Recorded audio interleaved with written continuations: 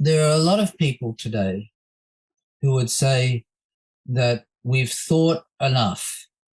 The time of thinking is over and Yeah, the that's time of right. Yeah. acting has begun. And if we keep thinking any longer, then all we will do is assure the outcome, because thinking is slow and time is short. And even some philosophers will say this. And I think it's totally wrong to say that. But then it's up to me to justify that Yeah. and to make an argument why we still need philosophy and what that means and what philosophy can do. And you have to say, to start out with, that most of what philosophy does is completely useless.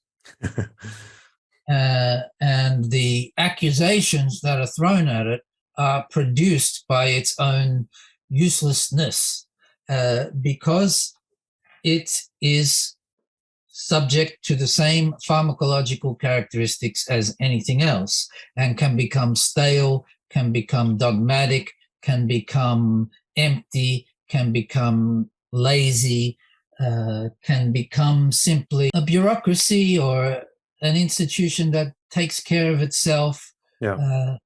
etc., etc.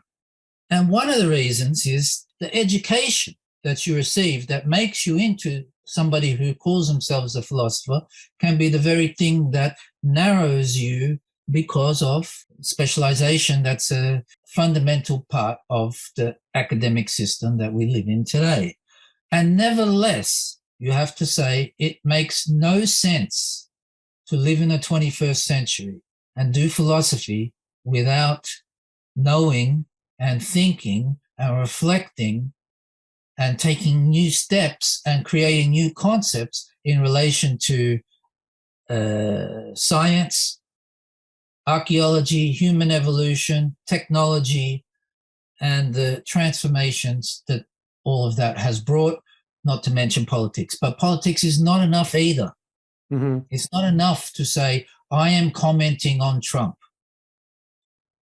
What Stiegler argues is that because technology is really about retention, that is memory, and what retention makes possible, that is dreams and desires. And because those memory technologies are pharmacological, it's always the case that new memory technologies create new possibilities for the cultivation of knowledge, which ultimately means ways of living with the pharmaca that are artifacts and living together with other people in the world of those pharmaca and artifacts. And at the same time, destroys knowledge or produces a tendency towards the destruction of knowledge.